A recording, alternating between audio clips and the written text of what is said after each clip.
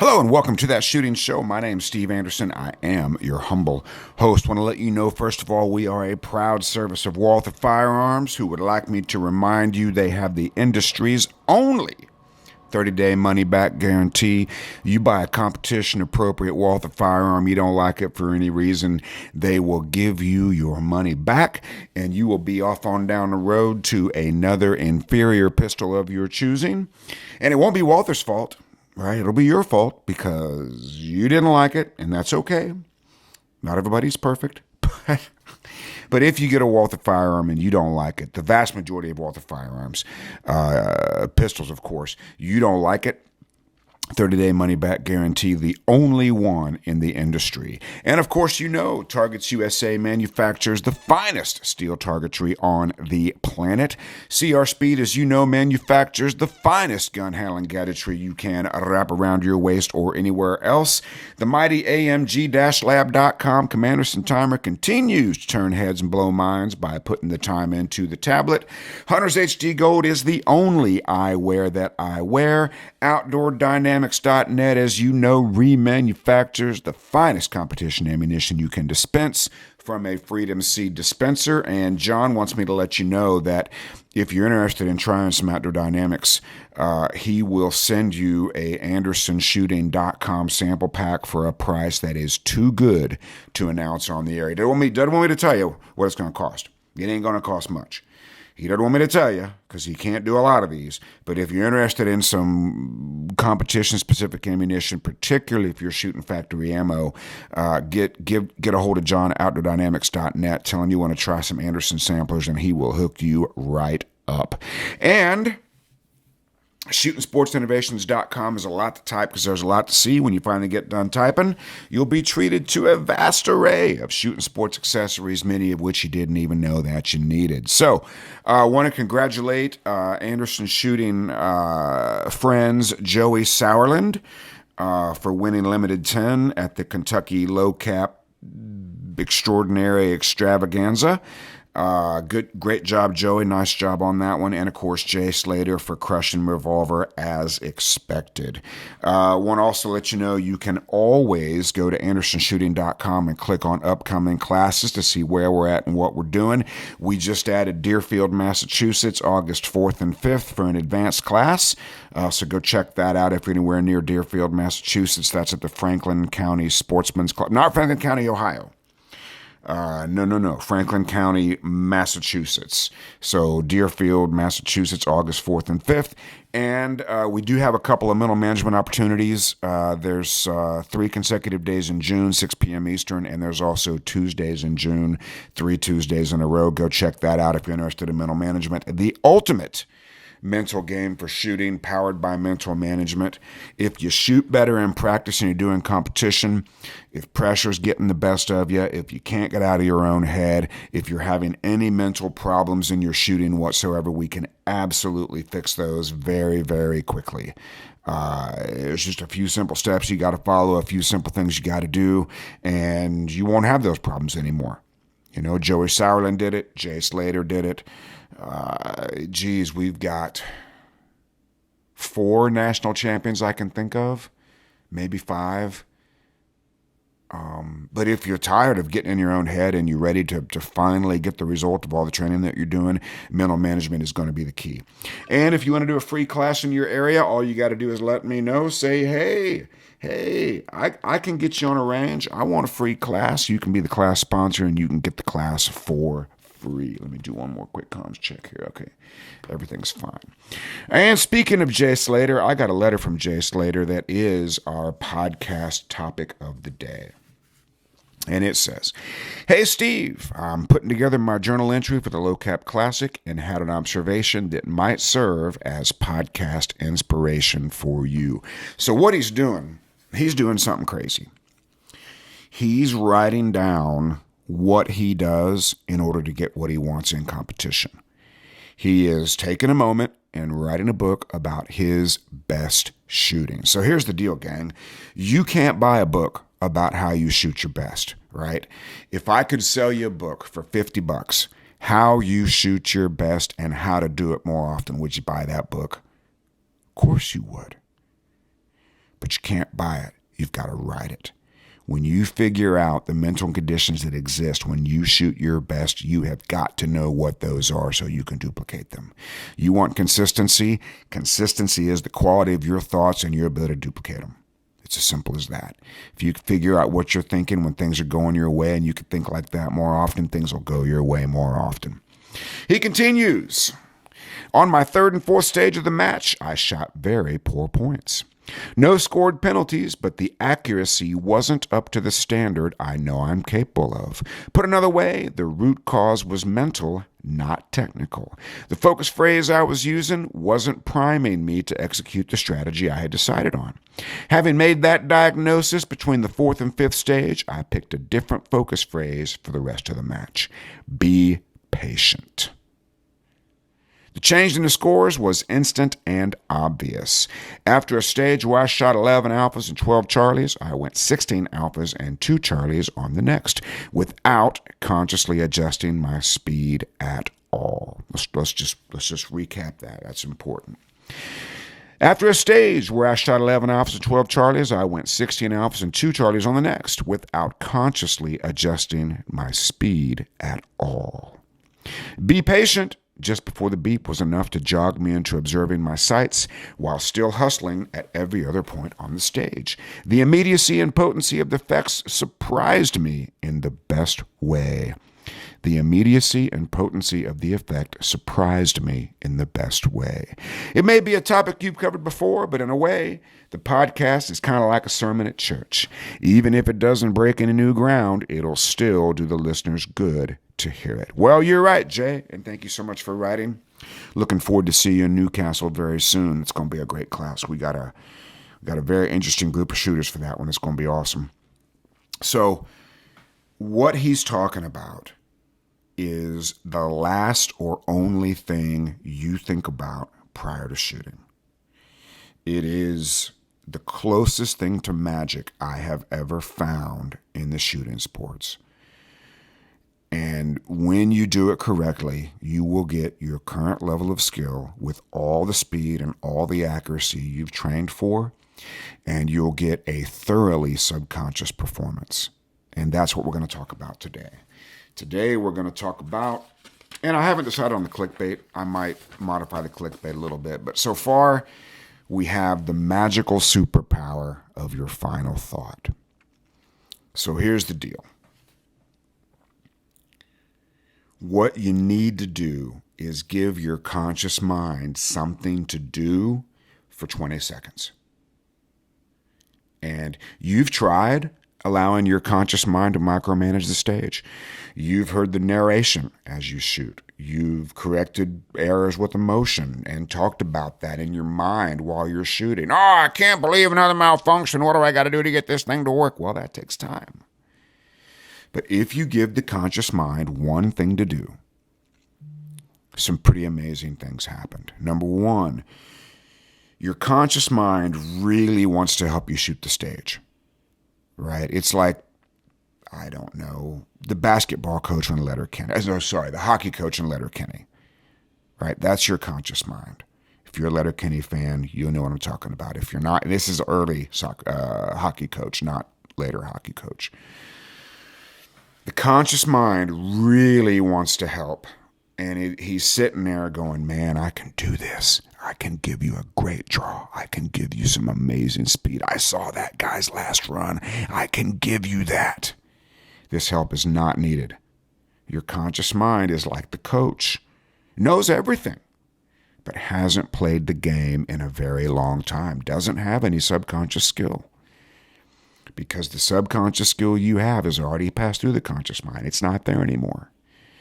And that's because the conscious mind is great at learning things and making decisions. You use your conscious mind to learn things and make decisions all the time. And that's perfect. That's what it's for. But let me ask you this. For the 20 seconds that you're shooting, it's a pretty good average. Are these really great times for learning things and making decisions? Right? You go to a 10-stage match, 20 times 10, you're going to shoot for an average of 20 seconds 10 times. how much are you really going to learn, and how many decisions do you need to make while that's happening? The conscious mind desperately wants to do that, but you need to give it something else to do. When you do it right, this will unlock all of your subconscious skill in accordance with your level of confidence. This will be the result of all the training that you've done. And if you can't access the skills you've earned in training, why are you doing it? What would be the point of going out and practicing if you can't get access to those skills when the timer goes off? But when you give your conscious mind something to do, this is exactly what happens. Your level of confidence will be the exact amount of subconscious skill that you get when that timer goes off. This will require, as I've said over and over and over again, a subconscious stage plan. This is one of the things that's unlocked by occupying the conscious mind. You do double-digit reps of your stage plan. It will be subconscious. You will know it. You're as likely to forget that stage plan as you are likely to forget how to drive to work if you do it correctly. The stage plan only becomes subconscious with repetition, and you need double digits of walking and visualizing that stage. And again, the visualized reps are better than the walking reps once you've got it memorized. That's because they are identical.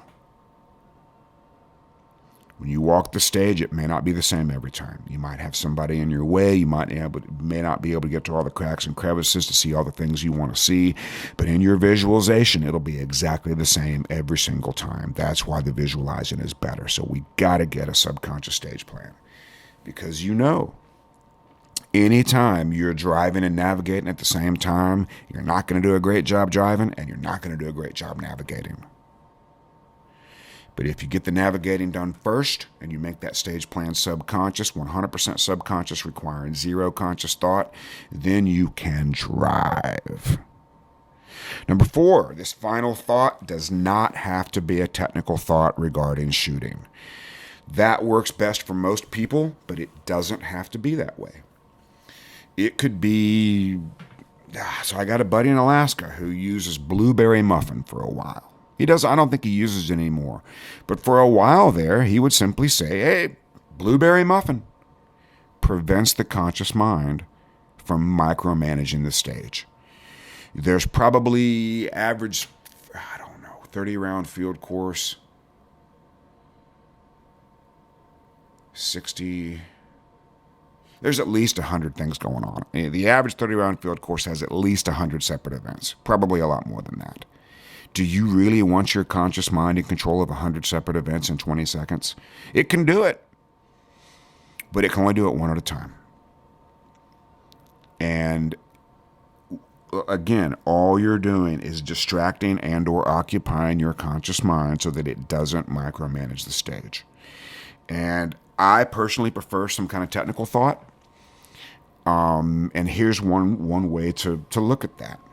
If you could guarantee one thing for 20 seconds, what would it be? A lot of people will say grip. So I have never met a person who has 100% success thinking about grip as a point of focus or a focus phrase or a final thought. The problem with thinking about grip is if you get a perfect grip, now what is the most important thing? People that think about grip as their final thought may not know what the next most important thing is. Speed. You've all done it. Everybody listening to this program, geez, me included, has thought about speed at their final thought, and you absolutely will get it. You will be fast, but that's all you'll be. Do you want points? Points is pretty good. Time to shoot points would be a great final thought as long as it doesn't cause you to consciously slow down. Movement. If you think about some fancy movement move, you will absolutely get it. It'll absolutely happen 100%. And you will get whatever it is you're thinking about. And everything else will be on autopilot. And that's what you want. You're looking for an autopilot performance. You've all had one. Everybody listening to this program has had a stage where they weren't thinking about much, weren't thinking about anything, and everything just happened. And when you got done, you couldn't believe the time and you couldn't believe how great the score was. These are the kinds of things you need to know about. You probably happened when you weren't feeling a lot of pressure, you weren't worried about results, and you weren't thinking about very much. Okay, so we can't replicate all of that. Pressure will arrive or intensify at unexpected times. Cannot go to a big match and not care about results, but the effect is the same. Whatever the last thing on your mind is what you will think about, and you'll get everything else on autopilot. That's why grip is problematic. If, and I mean if, you have 100% subconscious stage plan, you have 100% visual patience, right? Never tempted to fire that gun without acceptable sight picture. Never. Never have a trigger issue of any kind. Then you can think about something non-technical, or you can think about grip. But if everything else is not subconscious at a high level, thinking about grip will only deliver your subconscious skill regarding visual patience and trigger. So that's one thing to be careful out on grip. Now, the best thing I've ever found to think about is calling your shots. When you are calling your shots for the 20 seconds you're competing, it is not possible to think about anything else. When you're really engrossed in watching that gun go off, and I don't mean actively making it go off, I mean watching that sucker go off. Just watching the sight, lift and return, lift and return, lift and return. It is not possible to think about anything else. And if you believe you can call your shots, you know you can do it, you know what that means, and you believe you can do it, shot calling is the best job for the conscious mind I have ever found. It will absolutely prevent you from thinking about anything else. It'll keep out those invasive thoughts. It'll keep out the narration. None of that stuff is helpful. But then we got to find out, how good is your autopilot? Is your autopilot good at getting an acceptable sight picture? Most people in the intermediate to advanced stages of shooting have temporary lapses of visual patience. Trigger's not usually a problem for people in the intermediate to advanced category. Beginners tend to have trigger problems. So if you're new, interesting thing about newer people, is they're smart enough not to fire the gun without an acceptable sight picture, but they sometimes honk that trigger a little bit too hard. So they might need to think about trigger, because sight's probably pretty subconscious. The irony is, as shooters get better, they get less patient with the sights. They think, okay, I'm an intermediate to advanced shooter. I'm pretty quick. I don't need an acceptable sight picture anymore. This is foolish. Okay, regarding movement skills, so ideally, you've built up a library of movement skills in training. High repetition of these skills will allow you to execute them without conscious thought, and that'll be great. So you shouldn't need to think about that at all. You will show your body what you're going to do during the walkthrough, but you shouldn't need to be giving it commands. All that should have been made subconscious in training. Okay? Training is all about upgrading your autopilot program so that when you're controlling the conscious mind, the access that you get to subconscious skill will put all of these skills at a very high level without conscious thought. That's the very reason that you're practicing. And your thoughts, particularly during training, will determine how much confidence you have in your autopilot. See, the mistake most of you are making is that you don't trust your subconscious skills.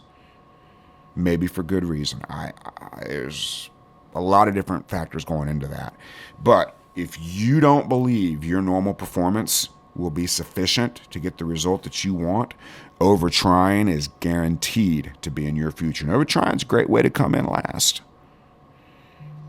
And if you're worried about making a mistake, you'll undertry. Undertrying is a great way to come in third or fourth. It's a little bit better than overtrying, but it's never going to be 100% performance. And when you know, trust, and believe the results will be acceptable, and you have a subconscious stage plan, and you control the conscious mind to keep its activity at a minimum, ooh-wee, that's when the magic happens. And that's the magical superpower of your final thought. So think about it this way. Everybody shoots their best when they're not thinking and they don't care. right? Right. Everybody knows that. Okay, so how do we replicate that when we are thinking and we do care? Change what you think about, change what you care about. The reason it goes so good when you're not thinking, that is by definition a subconscious performance. So we can agree on that. Hey, when I'm not thinking and I don't care, that's when I get a subconscious performance. Okay, that's great. So we agree on that. How else could I get a subconscious performance? When I am thinking and I do care. Change what you think about, change what you care about. Care about process. Think about one thing. So I didn't get a chance to get the letter that I printed. I had another letter I was going to read to you, but I'll go ahead and surmise it. I'll go ahead and, what's the word I'm looking for? Characterize, describe. Somebody's yelling at the radio right now, the word I'm looking for. Yell a little louder, maybe I can hear you. Summarize, that's the word I was looking for. That's why I got stuck on surmise. All right, so the letter says, so this guy was involved in a run-and-gun steel type stage with par times. And he was trying to hit the magic 300. And he was doing pretty good. And then he missed a couple of shots on a stage and was no longer able to get this 300 score that he wanted. And after that, he shot the best stage of his life. And he wants to know why. Why did I do this? How can I duplicate it? And the reason why this happened is failing to meet the expected result removed the pressure. And anytime you make a big mistake in an important match, you've been through the same thing. Well, screwed the pooch, now we're shooting for fun. Pressure's gone. No more pressure. And you're not worried about the result anymore because in your mind, the result that you want is no longer achievable. Right? So pressure's gone, thinking about results is gone. Now we're back to shooting the gun. Now we're back to a process-based performance. We got to get there from the very beginning, so we don't need to make the mistake in order to get there. And this is done by controlling your final, last, or only thought. That's how you get there. Now, here's how you'll know when it's working. If your gun is not capable of firing without an acceptable sight picture, you'll know you've got the right point of focus, focus phrase, or final thought. That's why my two favorites are center the dot, call the shot, and I will see what I need to see. And if you're interested in trying this is a great place to start. One of those two. I will see what I need to see, or center the dot, call the shot. Now, it's really important what these words mean to you. I've talked to people for whom center the dot's a little too specific. They tell themselves, put the dot in the middle of the target. It gets a little too precise. They start over aiming. That doesn't happen to me, but it could happen to you. But you'll know when it's working when the gun will not fire without acceptable sight picture. You'll know when it's working when makeups are instant and subconscious. That's why a shot calling component is so valuable. If you believe you can do it, if you know you can do it, don't tell yourself to call every shot if you don't believe you can do it. Because you're giving yourself a command you can't follow. You're giving yourself something to do that you don't believe you can do. That won't work. You'll also know when it's working when it feels a little slow. Everybody describes their best stages as, man, it felt so slow. Could not believe when I heard the time how great it was. That's because that was a process-based performance. And in order to trust it, you'll need to have what we'll call proof of concept. My buddy Patrick Sam, you guys know who I'm talking about. He posted a video.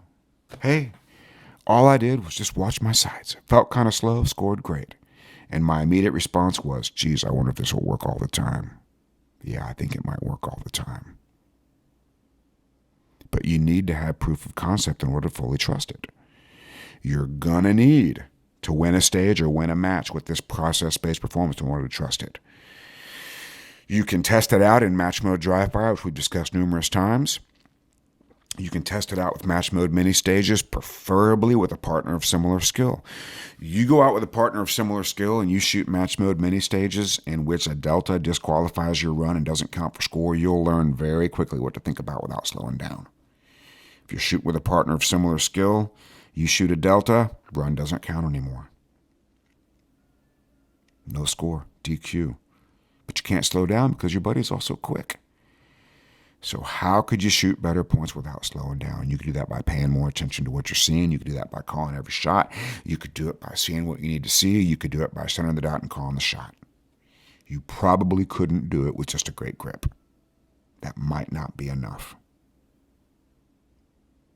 But once you get a stage win, once you get a match win, once you get a better than expected result from a process-based performance, you will be a believer. And once you've reached this point, the only mistake you can make is to add to it. For example, if Jay Slater says, be patient but go fast. Well, now you've given the conscious mind a choice to make. Well, does he want to be patient or does he want to go fast? I don't know. What's he really thinking about? Oh, he wants to go fast. Or what's he really thinking about? He wants to be patient with those sights. The movement wasn't slow because the movement was rendered subconsciously. He's a quick dude. So he doesn't need to tell himself to go fast. That's going to happen on its own.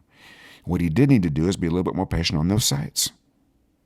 But if you add anything to it, so one of the most detailed mistake is somebody will get to this place, center the dot, call the shot, I will see what I need to see. Whatever it is their final thought. It'll work great. And they say, okay, this worked so good that imagine how great it'll work when I put some speed on it. Well, that's when it quits working, because now your final thought is about speed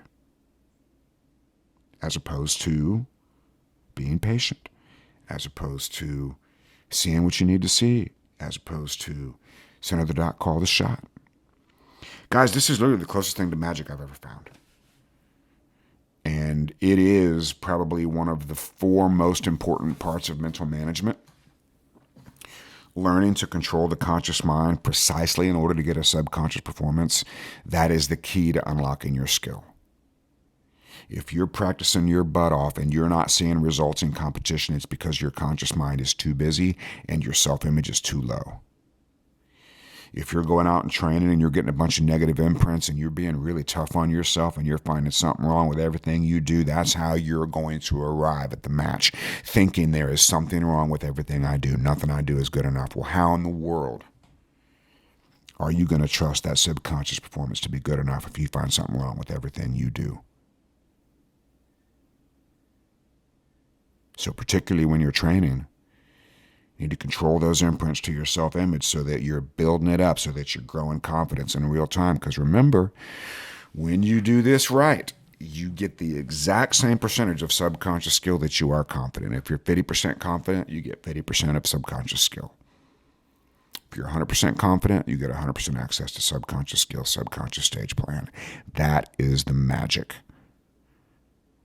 And that is the true magic of your final thought. Let me just go back over Jay's letter and make sure I hit all this. This does feel like sort of the greatest hits medley mashup of every podcast we've ever done. Let's see. On my 3rd and 4th stage, I shot very poor points. The root cause was mental, not technical. The focus phrase I was using wasn't priming me to execute the strategy I decided on. Having made that diagnosis between the 4th and 5th stage, I picked a different focus phrase for the rest of the match. Be patient. He controlled his final thought. And that's how you do it, gang. By controlling that final thought, giving your conscious mind something to do so it doesn't micromanage the stage.